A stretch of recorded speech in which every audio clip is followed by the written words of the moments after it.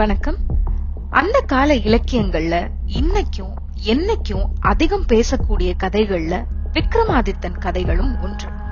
கதையில வர்ற புதிர் கேள்விகள், மாயாஜாலங்கள்னு நம்மள அப்படியே வசியப்படுத்தி உள்ளெழுக்கக்கூடிய கதைகள். இது அந்த கால இலக்கியங்கிறதுனால சில விஷயங்கள் நம்ப முடியாததாகவும் ஒத்துக்க முடியாததாகவும் இருக்கும். ஆனா இது கதைங்கிறத நினைவுல நிறுத்தி இதுல சொல்லி இருக்க நல்ல விஷயங்களை உங்ககிட்ட எடுத்துட்டு வர ஒரு சிறிய முயற்சி தான் இந்த பதிவு. விக்ரமாதித்தன் முழு கதைய பல பாகங்களா பிரிச்சு வாரம் ஒரு பாகம்னு உங்ககிட்ட பகிர்ந்துக்கலான்னு இருக்கேன். இன்னைக்கு முதல் பாகம், விக்ரமாதித்தனின் சிம்மாசனம். வாங்க கதைக்குள்ள போலாம்.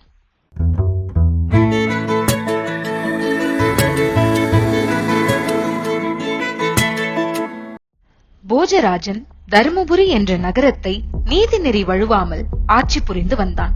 மக்கள் அவனுடைய ஆட்சியை புகழ்ந்தனர். ஒரு சமயம் அரசன், அமைச்சர், நீதி வாக்கியன் மற்றும் பரிவாரங்கள் சூழ வேட்டைக்கு சென்று திரும்பி வந்து கொண்டிருந்த போது வழியில் களைப்பாறுவதற்காக ஓர் இடத்தில் எல்லோரும் தங்கினார்கள். அங்கே அருகில் இருந்த கம்பங்கொல்லையை ஒரு இளைஞன் பரண் அமைத்து காவல் புரிந்து வந்தான். அவன் பரண் மீது இருந்தபடியே வேட்டைக்காரர்களை அழைத்து, இங்கே உள்ள வெள்ளரிக்காய்களும் கம்பங்கதிர்களும் நீங்கள் பறித்து சாப்பிடுங்கள் என்று உபசரித்தான். அவர்கள் அதை கேட்டதும் மகிழ்வுற்று வெள்ளரிக்காய்களையும் கம்பங்கதிர்களையும் பறித்து சாப்பிட்டுக் கொண்டிருந்தனர். அப்போது பரண் மீது இருந்து கீழே இறங்கி வந்த அந்த இளைஞன் வேட்டைக்காரர்களை பார்த்து, இது என்ன அக்கிரமம், இப்படியா பயிர்களை அழிப்பது, இதை கேட்க ஆள் இல்லையா என்று கூச்சல் போட்டான். இந்த நிகழ்ச்சியை பார்த்து கொண்டிருந்த போஜராஜன் அமைச்சரை பார்த்து, அவன் பரண் மீது இருந்த பொழுது அவனாகவே எல்லோரையும் அழைத்து சாப்பிடும்படி சொன்னான். கீழே இறங்கி வந்ததும் அக்கிரமம் என்று அலறுகிறானே, இது என்ன வேடிக்கை என்றான். அமைச்சர் வியப்படைந்து, அதில் ஏதோ ஒரு காரணம் இருக்கிறது.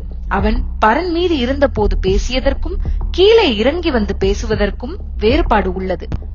ஒருவேளை அந்த பரணின் கீழே ஏதேனும் இருக்கக்கூடும். அதை சோதனை செய்தால் உண்மை தெரிய வரும் என்றான். போஜராஜன் உடனே அந்த இளைஞனை அழைத்து, எமது ஆட்கள் உன்னுடைய கொல்லையில் உள்ள பயிர்களை எல்லாம் அழித்து விட்டதாக குக்குரலிட்டாய் அல்லவா, அதற்காக வேறு கொள்ளையும் வேண்டிய பொருளும் தருகிறேன். இந்த கொல்லையை எங்களுக்கு கொடுத்து விடு, உனக்கு சம்மதமா என்று கேட்டான். அரசன் கேட்கும் போது மறுக்க முடியாமல் அந்த இளைஞன் அதை கொடுக்க சம்மதித்தான். பிறகு கம்பங்கொல்லையை போஜராஜன் அரசுக்கு சொந்தமாக்கி கொண்டான். பரண் அமைக்கப்பட்டிருந்த நிலத்தின் கீழே ஆழமாக தோண்டுமாறு உத்தரவிட்டான். சிறிய அளவு தோண்டிய உடனே ஒரு அழகான சிம்மாசனம் தங்கத்தால் செய்யப்பட்டு நவரத்தினங்கள் இழைக்கப்பட்டு கண்கள் கூசும்படியான ஒளியுடன் திகழ்ந்தது. அதன் பீடத்தை அடைவதற்கு 32 படிக்கட்டுகள் இருந்தன. ஒவ்வொரு படியிலும் ஒவ்வொரு பதுமையாக 32 பதுமைகள் இருந்தன. அதில் ஒவ்வொரு பதுமைக்கும் ஒவ்வொரு பெயர் சூட்டப்பட்டிருந்தது. புதுமையான சிம்மாசனத்தை மிகவும் கவனத்தோடு பத்திரமாக தருமபுரி அரண்மனைக்கு எடுத்துச் செல்லுமாறு கட்டளையிட்டான் அரசன். பின்னர் அதை சுத்தப்படுத்தி சபா மண்டபத்தில் வைக்கும்படி செய்து அரச குருவை அழைத்து அந்த சிம்மாசனத்தில் அமர்ந்து ஆட்சி நடத்துவதற்கு ஒரு நல்ல நாளை கூறும்படி கேட்டான். குறிப்பிட்ட நல்ல நாளில் அமைச்சர் பிரதானியர் படைசூழ மங்கள வாத்தியங்கள் முழங்க சிம்மாசனத்தில் அமர்வதற்காக போஜராஜன் முதல் படிக்கட்டில் வலது காலை எடுத்து வைத்தான். அப்பொழுது படிக்கட்டுகளில் அமைந்திருந்த 32 பதுமைகளும் கைகொட்டி சிரித்தன. சபா மண்டபத்தில் கூடியிருந்தோர் அனைவரும் அரசர் உட்பட வியப்புற அசையாமல் இருந்தனர். அரசன் அடுத்த படியில் கால் வைக்காமல் பதுமைகளை பார்த்து, அழகுமிக்க பதுமைகளே, நான் சிம்மாசனத்தில் ஏறப் போகும்போது நீங்கள் கைகொட்டி சிரிக்கும் காரணம் என்ன என்று கேட்டான். உடனே முதல் படியில் இருந்த வினோத ரஞ்சித பதுமை போஜராஜனை பார்த்து, மன்னனே, இந்த சிம்மாசனமானது விக்ரமாதித்த மன்னன் அமர்ந்து ஆட்சி செய்தது. இதிலே நீங்கள் அமர எண்ணுகிறீர்களே என்றுதான் சிரித்தோம். விக்ரமாதித்தன் தன்னுடைய திறமை மிக்க நிர்வாகத்தாலும் சிறந்த குணத்தாலும் 56 நாட்டு அரசர்களும் வணங்கி கப்பம் கட்டி வர இந்த சிம்மாசனத்தில் இருந்து 2000 ஆண்டுகள் ஆட்சி நடத்தினார். அத்தகைய அறிவாற்றல்களில் 1000ல் ஒரு பங்கேனும் உம்மிடம் இருந்தால்தான் இந்த சிம்மாசனத்தில் நீர் அமர இயலும், இல்லையானால் உமக்கு அதனால் மிகுந்த தொல்லையே உண்டாகும் என்றனர். விக்ரமாதித்த மன்னனை பற்றி நீ புகழ்ந்து கூறுவது எனக்கு மிகவும் மகிழ்ச்சி அளிக்கிறது. அவரை பற்றி முழு வரலாற்றையும் எனக்கு சொல்ல வேண்டும். அதனால் நான் பயனடைவேன் என்றான் போஜராஜன். இந்த சிம்மாசனத்தில் உள்ள நாங்கள் 32 பதுமைகளும் ஒரு நாளைக்கு ஒருவராக வரிசையாக அந்த வரலாற்றை கூறுகிறோம். நீங்கள் தினமும் ஒவ்வொரு படியாக ஏறும் பொழுது ஒவ்வொரு பதுமையும் விக்ரமாதித்த மன்னனுடைய வீரதீர செயல்களை சொல்லும். நீங்கள் ஒவ்வொரு படியிலும் நின்று அந்த வரலாற்றை கேட்டு தெரிந்து கொண்ட பின்னர் உங்களுக்கு அத்தகைய ஆற்றல்களில் சிறிதளவேனும் இருக்குமானால் அந்த படியில் ஏறி செல்ல வேண்டும். அவ்வாறு இல்லாமல் படி ஏறுவதற்கு முயன்றால் மிகுந்த தொல்லைக்கு ஆளாக நேரிடும் என்று பதுமை எச்சரித்தது. பதுமையின் எச்சரிக்கையை போஜராஜன் கவனமாக கேட்டுக்கொண்டு, அப்படியே ஆகட்டும், நீங்கள் ஒவ்வொருவரும் விவரமாக சொல்லுங்கள் என்று சொன்னான். உடனே முதல் பதுமை விக்ரமாதித்தனின் வீர சரித்திர செயல்களை சொல்லத் தொடங்கியது. வினோத ரஞ்சித பதுமை சொன்ன கதை. சந்திரவர்ணன் என்ற பிராமணன் நந்தியாபுரம் என்ற நகரத்தில் வாழ்ந்து வந்தான். அவன் பல கலைகளை கற்றவன். ஆனாலும் மேலும் பல வித்தைகளை கற்றுத் தேர வேண்டும் என்று கருதினான். அதற்காக துறவு பூண்டு தகுந்த குருவை தேடி அலைந்து கொண்டிருந்தான். ஒரு நாள் அவன் மிகவும் களைப்போடு ஒரு குளக்கரையில் அரச மரத்தடியில் சோர்வுடன் படுத்துக் கொண்டிருந்தான். பிரம்மராட்சதன் ஒருவன் அந்த மரத்தின் மீது தவம் செய்து கொண்டிருந்தான். மரத்தின் கீழே ஒருவன் அயர்ந்து படுத்துக் கொண்டிருப்பதை பார்த்து கீழே இறங்கி வந்து அவனை எழுப்பி, நீ யார்? எந்த ஊர்? இங்கே ஏன் படுத்துக் கொண்டிருக்கிறாய் என்று விசாரித்தான். அவன் எழுந்து வணங்கி தன்னுடைய பெயர், ஊர், தான் அலைந்து திரிவதன் நோக்கம் முதலானவற்றை விவரமாக கூறினான். மேலும் அவனுக்கு தெரிந்த வித்தைகளை தனக்கு சொல்லித் தருமாறு பிரம்மராட்சதனை வேண்டிக் கொண்டான். அவனுடைய வேண்டுகோளை கேட்ட பிரம்மராட்சதன், நான் கூறும் கட்டுப்பாடுகளின் படி நடப்பதாக நீ ஒப்புக்கொண்டால் எனக்கு தெரிந்த வித்தைகளை எல்லாம் உனக்கு கற்றுத் தருகிறேன் என்றான். நீங்கள் கூறும் விதிமுறைகள் எதுவானாலும் அதன்படி நடந்து கொள்வேன் என்று உறுதி கூறி வணங்கினான் சந்திரவர்ணன். நீ இன்று முதல் 6 மாதங்கள் உண்ணாமலும் உறங்காமலும் இந்த மரத்தின் கீழே இருக்க வேண்டும். எனக்கு தெரிந்த வித்தைகளை அரச இலைகளில் எழுதி நாள்தோறும் மரத்திலிருந்து கீழே போடுவேன். அதை எடுத்து படித்து அதன்படி நீ பயிற்சி செய்ய வேண்டும் என்றான் பிரம்மராட்சதன். அப்படியே செய்வதாக சந்திரவர்ணன் ஒப்புக்கொண்டான். அவனுடைய பணிவையும் ஒப்புதலையும் கண்டு மகிழ்ந்த பிரம்மராட்சதன் பசி, தாகம், தூக்கம் முதலியன உண்டாகாமல் இருப்பதற்காக ஒரு மந்திரத்தை அவனுக்கு கற்றுக் கொடுத்து விட்டு மரத்தில் ஏறி கொண்டான். அந்த மந்திர சக்தி காரணமாக சந்திரவர்ணனுக்கு பசி, தாகம், நித்திரை முதலியன உண்டாகவே இல்லை. பிரம்மராட்சதன் மரத்தில் இருந்தபடியே நாள்தோறும் வித்தைகளை அரச இலையில் எழுதி கீழே போட்டுக் கொண்டிருந்தான். சந்திரவர்ணனும் மிகுந்த கவனத்தோடு அந்த இலைகளை எடுத்து படித்து அதன்படி வித்தைகளை கற்று வந்தான். இவ்வாறு 6 மாதங்கள் கழிந்தன. சந்திரவர்ணன் எல்லா வித்தைகளையும் கற்றுக்கொண்டான். பிரம்மராட்சதன் தவத்தின் பயனாக வான் உலகிலிருந்து மலர் விமானம் ஒன்று வந்தது. அதில் ஏறி அவன் புறப்படும் பொழுது பிரம்மராட்சதனை வணங்கி, குருநாதரே, தங்களுடைய மேலான அருளால் நான் எல்லா வித்தைகளையும் கற்றுக்கொண்டேன். இனி நான் என்ன செய்ய வேண்டும் என்பதற்கு தங்களுடைய கட்டளையை எதிர்பார்த்து கொண்டிருக்கிறேன் என்றான்.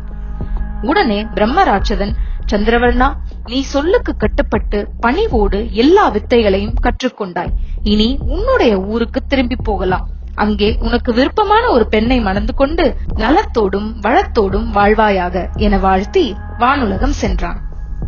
வித்தைகள் எழுதப்பட்ட அரச இலை எல்லாவற்றையும் எடுத்துக்கொண்டு நந்தியாபுரத்தை நோக்கி புறப்பட்டான் சந்திரவர்ணன். வழியில் கன்னியாபுரி எனும் ஊரின் கடை தெருவில் இருந்த ஒரு வீட்டின் திண்ணையில் ஓய்வெடுத்துக் கொள்வதற்காக உட்கார்ந்தான். களைப்பு மிகுதியால் அப்படியே தூங்கிவிட்டான். அந்த வீட்டில் வாழும் தாசி அலங்காரவல்லி கோயிலுக்கு சென்று திரும்பி வந்தாள். திண்ணையில் படுத்திருக்கும் ஆளை பார்த்து தட்டி எழுப்பினாள். ஊன் உறக்கம் இல்லாமல் 6 மாதங்கள் போக்கி இருந்ததால் சந்திரவர்ணனால் எழுந்திருக்கவே முடியவில்லை. அலங்காரவல்லி பயந்து அவன் மூக்கில் கை வைத்து பார்த்தாள். மூச்சு கொஞ்சம் வந்து கொண்டிருந்தது. உடனே மருத்துவரை கூட்டி வந்து அவனை பார்க்கும்படி சொன்னாள். மருத்துவன் பரிசோதனை செய்துவிட்டு, இவன் உணவும் உறக்கமும் இல்லாமல் சில மாதங்கள் கழித்திருக்க வேண்டும். அதனால் களைப்படைந்து எழுந்திருக்க இயலாமல் கிடக்கிறான். தகுந்த வைத்தியம் செய்யாவிட்டால் பிழைப்பது அரிது என்றான். பிறகு அந்த மருத்துவனை கொண்டு மருந்து மாத்திரைகளை கொடுத்து தேவையான பணிவிடைகளை செய்து வந்தாள் அலங்காரவல்லி. 8வது நாள் களைப்பும் தூக்கமும் தெளிந்து எழுந்து உட்கார்ந்தான் சந்திரவர்ணன். சுயநினைவு உண்டானவுடன் தன்னுடைய இலை மூட்டையை எடுத்துக்கொண்டு புறப்பட தயாரானான். அதைக் கண்ட அலங்காரவல்லி அவனை தடுத்து, அன்பரே, நினைவிழந்து கிடந்த உமக்கு ஒரு வாரமாக மருத்துவரின் உதவியால் மருந்து கொடுத்து பணிவிடை செய்து ஆதரித்து வந்த என்னிடம் ஒரு வார்த்தை கூட சொல்லாமல் நீர் புறப்படுவது உமக்கு பண்பாகுமா என்றாள். மன்னித்து விடுங்கள், உங்கள் உதவிக்கு நன்றி, நான் சென்று வருகிறேன் என்று கூறினான் சந்திரவர்ணன். அன்பரே, உம்மை திருமணம் செய்து கொள்ள வேண்டும் என்ற ஆசையாலே இவ்வளவு பணிவிடைகளையும் செய்தேன். ஆகையால் என்னை நீர் மணந்து கொள்ள வேண்டும் என்றாள் தாசி அலங்காரவல்லி. இறைவா, இது என்ன வேடிக்கை! உன்னை எப்படி நான் மனம் புரிந்து கொள்ள இயலும்? இது அறவிதிகளுக்கு புறம்பானதல்லவா? ஆகையால் உன் விருப்பத்திற்கு என்னால் இணங்க இயலாது என்றான் சந்திரவர்ணன். அப்படியானால் மீது வழக்கு தொடர்வேன் என்றாள் அலங்காரவல்லி. இருவரும் வாக்குவாதம் செய்து கொண்டு அந்த நகரத்து அரசனிடம் சென்று முறையிட்டார்கள். அவர்களுடைய வழக்கை விசாரித்த அரசன் அரசகுருவை அழைத்து அவருடைய ஆலோசனையை கேட்டார். அரசே, பிராமண குலத்தில் பிறந்தவன் வேறு வகுப்பில் பிறந்த பெண்ணை மனம் புரிந்து கொள்ள வேண்டுமானால் 4 வகுப்பில் பிறந்த 4 பெண்களை ஒரு சுப வேளையில் மனம் செய்து கொள்ள வேண்டும். அல்லது ஒரே பெண்ணை மனம் செய்து கொள்வதாயிருந்தால் பிராமண பெண்ணையே மனம் செய்து கொள்ள வேண்டும் என்றான் குரு. அரசகுரு கூறியதை கேட்ட அரசன் யோசித்தான். குருவே, அலங்காரவல்லியை மட்டும் சந்திரவர்ணன் மணந்து கொள்ள அறவிதி இடம் கொடுக்கவில்லையானால் என்னுடைய பெண்ணையும் உம்முடைய பெண்ணையும் அலுவலர் சோமநாதன் செட்டி மகளையும் அலங்காரவல்லியையும் ஆக 4 பெண்களையும் அவனுக்கு மனம் செய்து வைத்து விடலாம். உம்முடைய கருத்து என்ன என்று கேட்டான் அரசன். அரசன் விருப்பப்படியே செய்வதாக ஒப்புக்கொண்டார் குரு. சோமநாதன் செட்டியும் அரசனின் விருப்பம்படியே நடந்து கொள்ள சம்மதித்தான். அலங்காரவல்லியும் சம்மதித்தாள். அரசன் சந்திரவர்ணனை அழைத்து அரசகுரு கூறிய அறவிதிகளை விளக்கி கூறி 4 வகுப்பு பெண்களையும் ஒரே சுபவேளையில் அவனுக்கு திருமணம் செய்து வைப்பதாக தாங்கள் தீர்மானித்திருப்பதை கூறினான். சந்திரவர்ணனும் அதற்கு சம்மதம் தெரிவித்தான். ஒரு நல்ல சுபவேளையில் 4 குல பெண்களையும் ஒரே மணமேடையில் வைத்து சந்திரவர்ணன் தாலி கட்டினான். 4 மனைவியாரையும் கூட்டிக் கொண்டு நந்தியாபுரம் போய் சேர்ந்தான் சந்திரவர்ணன். ஓர் ஆண்டில் சந்திரவர்ணன் மனைவியர் 4வரும் 4 ஆண் குழந்தைகளை பெற்றெடுத்தனர். முதல் மனைவியான அரசகுருவின் மகள் கல்யாணிக்கு பிறந்த குழந்தைக்கு வல்லவரிஷி என பெயர் சூட்டினார். 2வது மனைவியான அரசகுமாரி சித்திரரேகைக்கு பிறந்த குழந்தைக்கு விக்ரமாதித்தன் என்று பெயரிட்டனர். 3வது மனைவியான கோமலாங்கிக்கு பிறந்த குழந்தைக்கு பட்டி என பெயர் வைத்தனர். 4வது மனைவியான அலங்காரவல்லிக்கு பிறந்த குழந்தைக்கு பத்ரகிரி என பெயர் சூட்டினார். சந்திரவர்ணனின் 4 குழந்தைகளும் நன்றாக வளர்ந்து உரிய வயதில் சகல கலைகளையும் கற்றுத் தேர்ந்தார்கள். அப்பொழுது கன்னியாபுரி அரசனாகிய சுத்தவர்மனுக்கு வயதாகிவிட்டது. அவனுக்கு பிறகு அந்த நகரத்தை ஆட்சி புரிய சந்ததி இல்லாததால் யாரை நியமிக்கலாம் என்று யோசித்தான். தன்னுடைய மருமகன் சந்திரவர்ணன் பிராமணனாக இருந்தாலும் சத்திரிய பெண்ணையும் மணந்து கொண்டு கல்வியிலும் கலைகளிலும் சிறந்து விளங்கியதால் அவனுக்கே முடிசூட்டி ஆட்சி பொறுப்பை அவனிடம் ஒப்புவிக்க கருதினான் சுத்தவர்மன். உடனே சந்திரவர்ணனை அழைத்து தன்னுடைய எண்ணத்தை வெளியிட்டான் சுத்தவர்மன். சந்திரவர்ணனும் அதை ஒப்புக்கொண்டான். நல்ல நாளில் முறைப்படி சந்திரவர்ணனுக்கு முடிசூட்டி ஆட்சி பொறுப்பை அவனிடம் ஒப்படைத்தார். பிறகு சில நாட்களில் அரசன் சுத்தவர்மன் காலமாகிவிட்டார். சந்திரவர்ணன் கன்னியாபுரி அரசனாகி நாட்டை நல்ல முறையில் பொதுமக்கள் போற்றி புகழுமாறு ஆட்சி புரிந்து வந்தான். அவனுடைய புதல்வர்கள் 4வரும் இளமை பருவம் அடைந்தனர். சந்திரவர்ணனும் முதுமை அடைந்து மரண தருவாயில் இருந்தான். புதல்வர்கள் யாருக்கும் திருமணம் நடைபெறாமல் இருப்பதை பற்றியும் அவர்களில் யாருக்கு முடிசூட்டுவது என்பதை நினைத்தும் கவலையுற்றார். ஒரு நாள் 4 புதல்வர்களையும் அழைத்து, எனது அருமை புத்திரர்களே, பத்ரகிரியின் தாயார் காரணமாகவே உங்கள் தாய்மார் 3வரையும் நான் மணந்து கொள்ள நேரிட்டது என்று அந்த விவரத்தை கூறிவிட்டு, ஆகையால் முறைப்படி பத்ரகிரிக்கே பட்டம் சூட்ட வேண்டும்.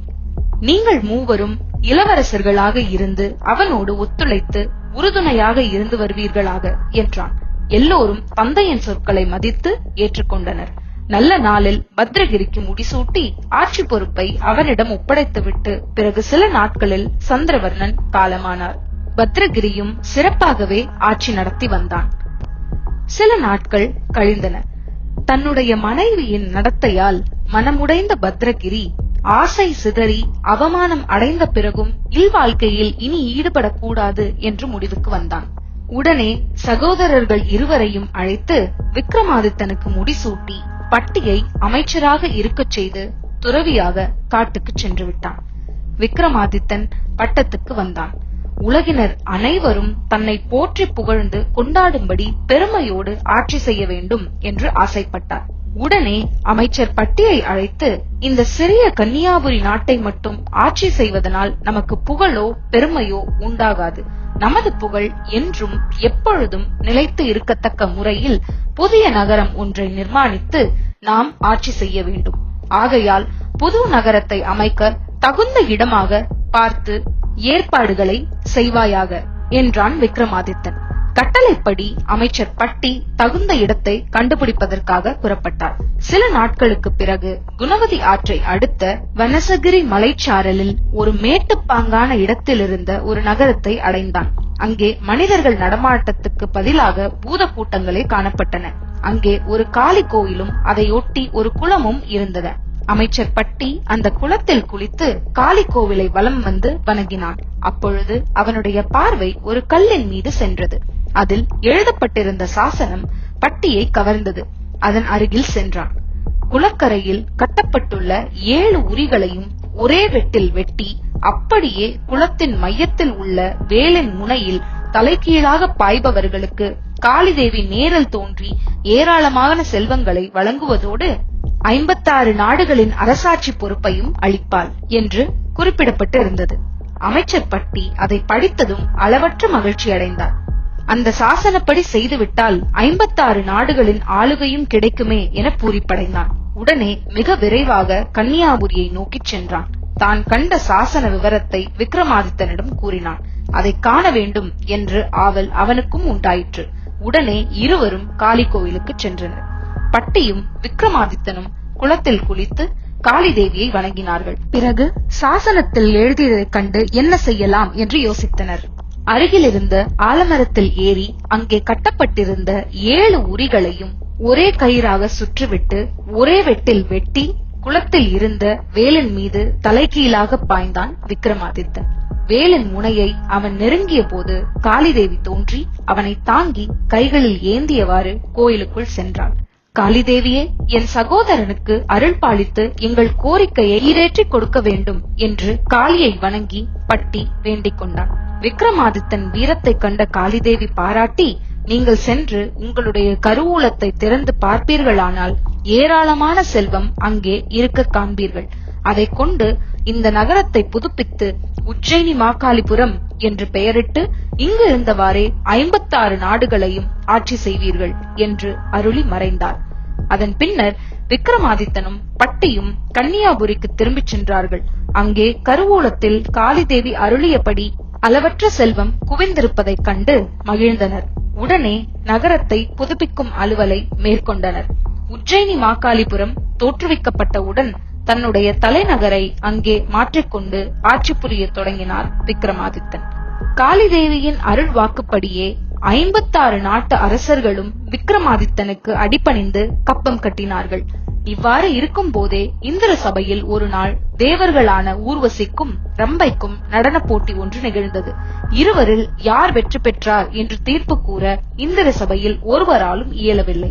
அப்பொழுது நாரதர் இந்திரனிடம், தேவேந்திரா, இவர்களில் யார் திறமைசாலி என்று தீர்ப்பு கூற பூலோகத்திலுள்ள மன்னன் விக்ரமாதித்தன் ஒருவனாலே இயலும். ஆகையால் அவனை அழைத்து வரச் செய்து அவன் முன்னிலையில் அவர்களை நடனமாடச் செய்து அவன் கருத்தை கேட்க வேண்டும் என்றார். இந்திரன் உடனே தன்னுடைய ரதத்தை அனுப்பி விக்ரமாதித்தனை அழைத்து வரும்படி கூறினான். அதை கேட்டதும் விக்ரமாதித்தன் காளி கோவிலுக்கு சென்று வணங்கினான். பின்னர் இந்திரன் ரதத்தில் ஏறிக்கொண்டு விக்ரமாதித்தன் இந்திரலோகம் சென்றான். இந்திரன் அவனை வரவேற்று உபசரித்து வரவழைத்த காரணத்தை கூறினான். மறுநாள் காலையில் விக்ரமாதித்தன் இந்திரனின் பூந்தோட்டத்துக்கு சென்று மலர்களை கொய்து 2 பூச்செண்டுகள் கட்டி அதில் 2 தேள்களையும் உள்ளே மறைத்து வைத்தான். 2 செண்டுகளையும் தன் கையில் வைத்துக் கொண்டான். இந்திர சபையில் அனைவரும் கூடியிருந்தனர். ஊர்வசியும் ரம்பையும் நடனமாடத் தொடங்கினார்கள். அப்பொழுது இருவரிடமும் தான் கட்டி வைத்திருந்த மலர்ச்செண்டுகளை ஆளுக்கு ஒன்றாக கொடுத்தான் விக்ரமாதித்தன். அதை கையில் பிடித்துக் கொண்டு அவர்களை நாட்டியமாடும்படி கூறினான். இருவரும் மிக அற்புதமாக நடனமாடினர். ரம்பை தன் கையில் இருந்த மலர்ச்செண்டை முரட்டுத்தனமாக அழுத்தி பிடித்ததால் அதிலிருந்த தேள் அவளை கொட்டிவிட்டது. அதனால் அதை அவள் தூர எறிந்து விட்டாள். ஊர்வசியோ மென்மையாக மலர்ச்செண்டை பிடித்துக் கொண்டு ஆடியதால் அவளுடைய நடனம் சிறப்பாக இருந்தது. இருவருடைய நடனத்தையும் கூர்ந்து கவனித்துக் கொண்டிருந்த விக்ரமாதித்தன் ஊர்வசியின் நடனமே குற்றமற்றது, சிறப்புடையது என்று சபையில் அறிவித்தான். அதை எவ்வாறு தீர்மானித்தாய் என்று கேட்டான் இந்திரன். நடன மாதர் இருவரையும் அழைத்து தான் கொடுத்த மலர்ச்செண்டுகளை திருப்பித் தருமாறு கேட்டான் விக்ரமாதித்தன். ரம்பை மலர்ச்செண்டை தூர எறிந்து விட்டதால் அவளால் கொடுக்க இயலவில்லை. ஊர்வசி மலர்ச்செண்டை விக்ரமாதித்தனிடம் கொடுத்தாள். சபையோருக்கு ஒன்றும் புரியவில்லை. விக்ரமாதித்தன் மலர்ச்செண்டை பிரித்தான். அதில் மறைந்திருந்த தேள் வெளியேறியது. தேவேந்திரா, மலர்ச்செண்டுகளில் 2 தயாரித்து 2 தேள்களை அதில் மறைய வைத்து ஆளுக்கொன்று கொடுத்தேன். ரம்பை செண்டை இறுக பிடித்து ஆடியதால் அவளை தேள் கொட்டிவிட்டது. தாளம் தவறி ஆடினாள். அதனால் தூர எறிந்து விட்டாள். ஊர்வசி செண்டை மென்மையாக பற்றி தாளம் தவறாமல் ஆடினாள். அவளை தேள் கொட்டவில்லை. இதுவே நான் செய்த சோதனை என்றான் விக்ரமாதித்தன். சபையோரும் இந்திரனும் விக்ரமாதித்தனின் அறிவாற்றலை வியந்து பாராட்டினார்கள். இந்திரன் விக்ரமாதித்தனுக்கு தங்க சிம்மாசனம் ஒன்றை பரிசாக அளித்து 1000 ஆண்டுகள் அரசு புரியும் வரமும் கொடுத்து ரதத்தில் ஏற்றி அவனை உஜ்ஜயினி மாகாளிபுரத்திற்கு அனுப்பி வைத்தான். விக்ரமாதித்தன் அங்கே வந்தவுடன் காளி கோவிலுக்கு போய் வணங்கி பின்னர் அரண்மனைக்கு சென்றான். பட்டியிடம் நடந்த நிகழ்ச்சிகளை விவரமாக கூறினான் விக்ரமாதித்தன்.